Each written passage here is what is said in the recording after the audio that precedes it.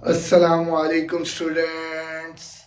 Welcome to Science Matrix. My name is Hamad Zafar. तो आज का हमारा टॉपिक है क्लास 10 फिजिक्स से, जो है measurement of specific heat capacity of a solid. हम एक सॉलिड की specific heat capacity find out करेंगे और उस सॉलिड की हीट कैपेसिटी हमें पता नहीं होगी। किस मेथड से? मेथड ऑफ मिक्सचर से। हम उसको किसी लिक्विड के साथ मिक्स करेंगे जिससे हमें उसकी स्पेसिफिक हीट कैपेसिटी का अंदाज़ा हो जाएगा। और जिस लिक्विड के साथ हम इसको मिक्स करेंगे वो हम वाटर को यूज़ करेंगे और वाटर की स्पेसिफिक हीट कैपेसिटी हमें पता होगी। तो मेथड ऑफ मिक्सचर के अलावा भी हमारे पास एक मेथड है to find the unknown specific heat capacity of solid, जिसे हम इलेक्ट्रिकल हीटिंग मेथड कहते हैं। तो ये हमारा पीबीए से रिलेटेड क्वेश्चन इसके अंदर आएगा, जो है हमारे पास practical based assessment. Federal board के अंदर ये क्वेश्चन आपके पेपर के अंदर नहीं आएगा, ये प्रैक्टिकल पार्ट है और उसी के अंदर आएगा। ओके, सबसे पहले हमारा एम क्या है इस प्रैक्टिकल को करने का? वो है कि measurement of unknown specific heat capacity of solid. किसी भी सॉलिड की हम specific heat capacity find out कर लेंगे यूजिंग मेथड ऑफ मिक्सचर्स। इसमें हमारे पास कुछ ऑपरेटर्स है, उस ऑपरेटर्स को हम देख लेते हैं। सबसे पहले बंसन बर्नर है या हॉट प्लेट है कि जिसकी मदद से हम पानी को गर्म करेंगे। दूसरे नंबर पे हमारे पास कैलोरीमीटर है। कैलोरीमीटर एक ऐसी डिवाइस है कि जो हीट का चेंज मेजर कर सकती है।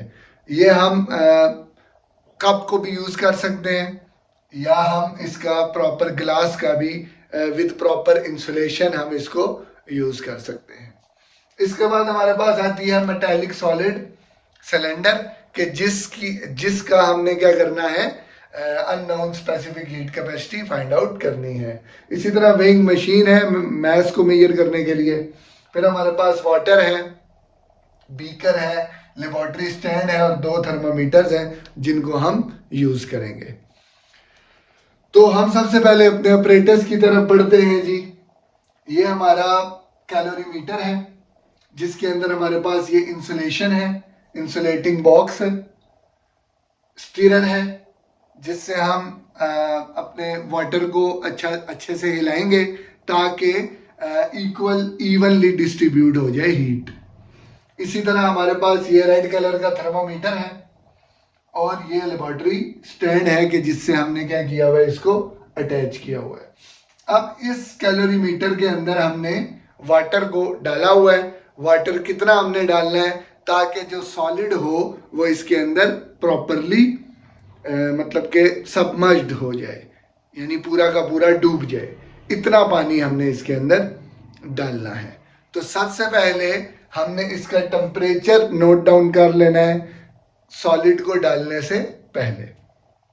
इसका टेम्परेचर रूम टेम्परेचर के करीब होगा। लेट्स से इसका टेम्परेचर है हमारे पास T1 डिग्री सेल्सियस और T1 डिग्री सेल्सियस हमने कह दिया कितना होगा,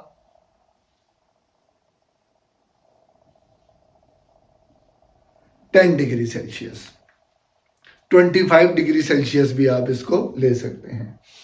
इसी तरीके से जी अब आपने करना क्या है, एक अलग से स्टैंड ले लेना है। ये हमारे पास एक बीकर है, बीकर के अंदर आपने पानी को डालना है 1 kg और इसके बाद इसके अंदर आपने डिप करना है किसको, सिलेंडर को। उस सिलेंडर को, उस सॉलिड को जिसकी हमने क्या करनी है, specific heat capacity find out करनी है।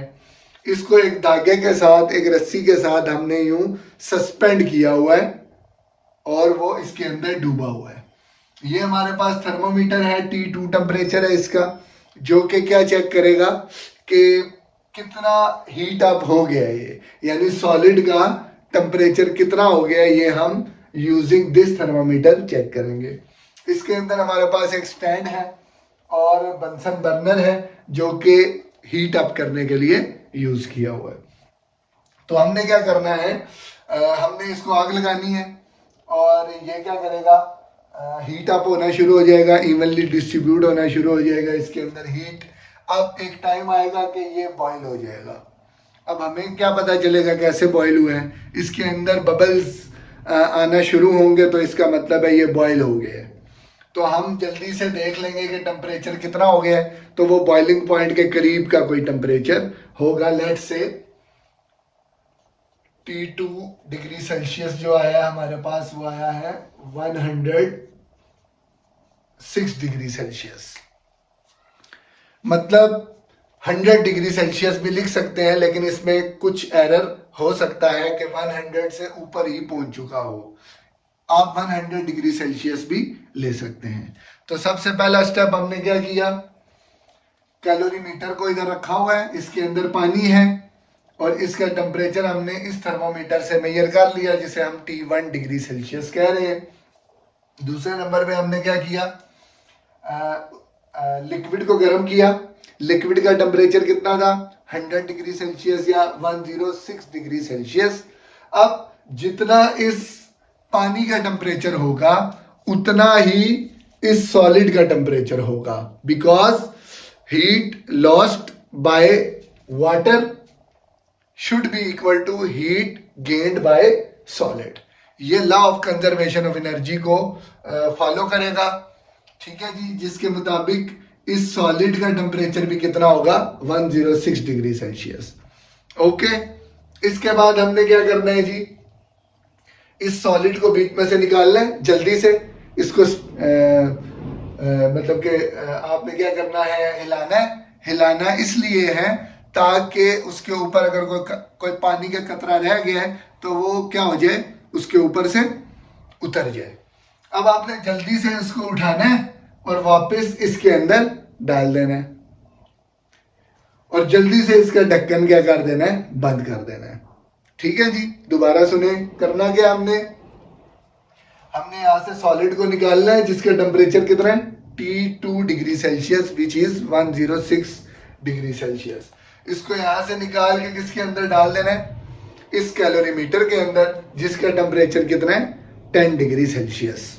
ओके, इसके बाद हमने क्या करना है, इसके बाद हम इसी डायग्राम को यहाँ पे लेके आ रहे हैं दोबारा से।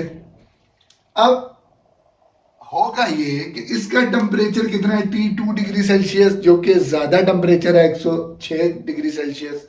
अब जब इसको इसके अंदर हम डालेंगे तो पानी जो होगा जिसका टेम्परेचर कितना था, 10 डिग्री सेल्सियस, वो टेम्परेचर बढ़ेगा, ऑफ कोर्स बढ़ेगा। क्यों, क्योंकि पानी सॉलिड की हीट को क्या करेगा, एब्जॉर्ब करेगा। और सिर्फ पानी एब्जॉर्ब नहीं करेगा, ये कैलोरीमीटर भी क्या करेगा, उस हीट को एब्जॉर्ब करेगा। तो हम क्या बोलेंगे, इसका टेम्परेचर क्या हो जाएगा, बढ़ जाएगा। कितना बढ़ जाएगा, लेट से 10 डिग्री से कितना चला गया,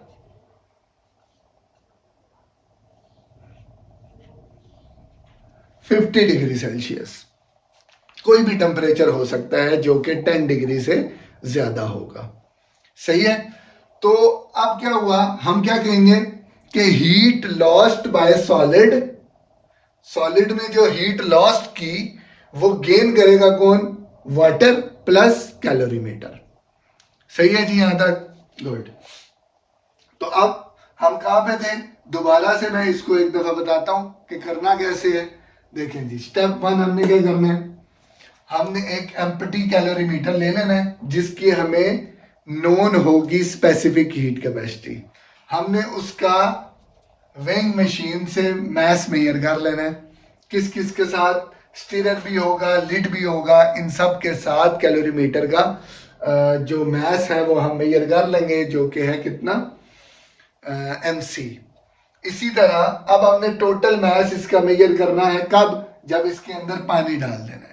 अब हम पानी डाल देंगे और अब हम कैलोरीमीटर का मैस मेजर करेंगे, तो वो मैस जो हमें मिलेगा वो टोटल मैस मिलेगा।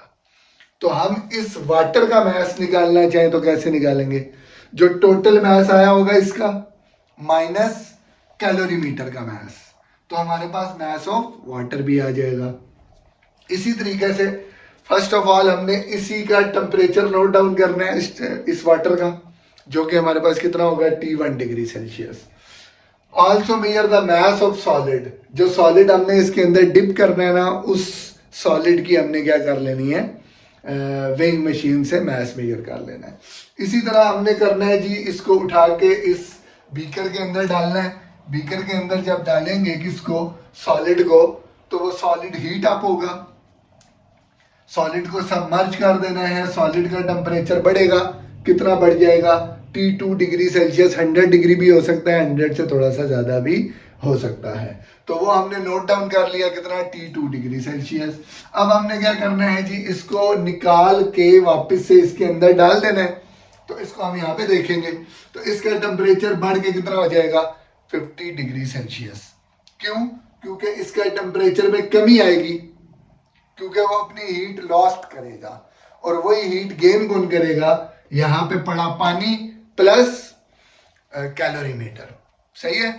तो ये प्रिंसिपल ऑफ कैलोरीमेट्री यही है, जो कि law of conservation of energy को फॉलो करता है, उबे करता है, जो कि क्या है कि heat lost by the hot bodies will be equal to heat gained by cold bodies. और कोल्ड बॉडीज में हमारे पास पानी पड़ा हुआ है यहाँ पे, और प्लस हमारे पास क्या चीज है, कैलोरीमीटर है। सही है। अब हमने ये चेक करना है कि कहां पे इंक्रीज इन टेम्परेचर आया और कहां पे डिक्रीज इन टेम्परेचर आया। Increase in temperature of water and calorimeter, देखें जी, वाटर और कैलोरीमीटर जो है वो इसके अंदर पड़ा हुआ है, इसके टेम्परेचर में इंक्रीज आएगा ना, जब हम इसको उठा के इसके अंदर डालेंगे तो इसके टेम्परेचर में इंक्रीज आएगा, और इसके टेम्परेचर में जो इंक्रीज आएगा उसको हम कैसे देखेंगे, T3 जो नया टेम्परेचर है, और पुराने टेम्परेचर क्या था, T1।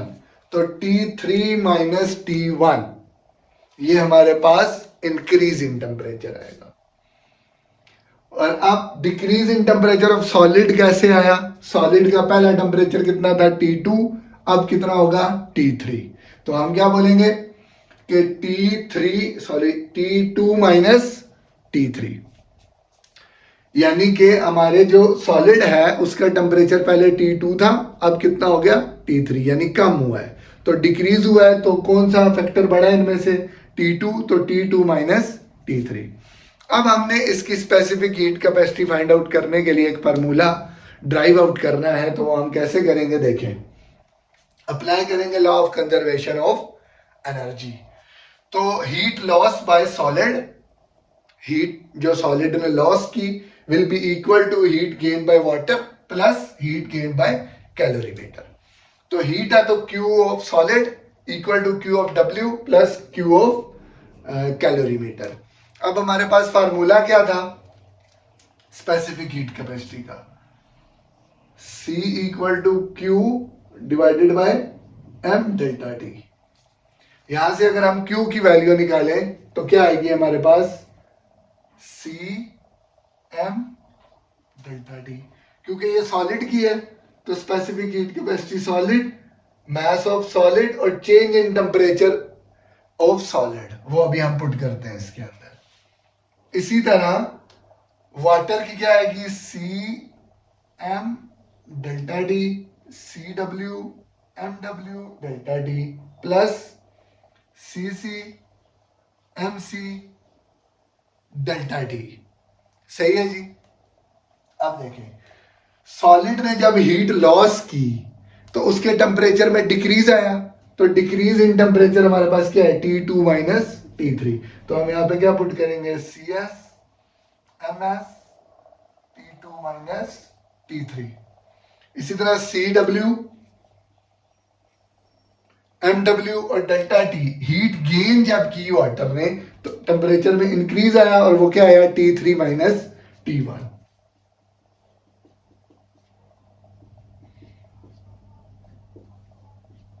CCMC, इसी तरह डेल्टा T किसमें, हीट गेन जब की कैलोरीमीटर ने तो उसका भी टेम्परेचर में क्या चेंज आया, इंक्रीज हुआ ना, तो T3 minus T1।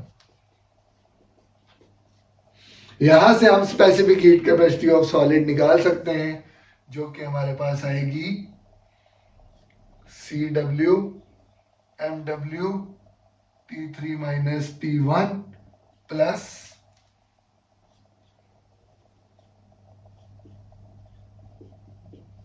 CCMC T3 minus T1 divided by MS T2 minus T3। तो ये है स्टूडेंट्स हमारा प्रैक्टिकल कि जिसके अंदर हम specific heat capacity of solid find out कर सकते हैं। हमारे पास इस साइड पे हर चीज है जो कि गिवन है। Specific heat capacity of water भी पता है, मास ऑफ वाटर भी पता है, टेम्परेचर का चेंज भी हमें पता है। तो ये था बच्चों आज के लिए।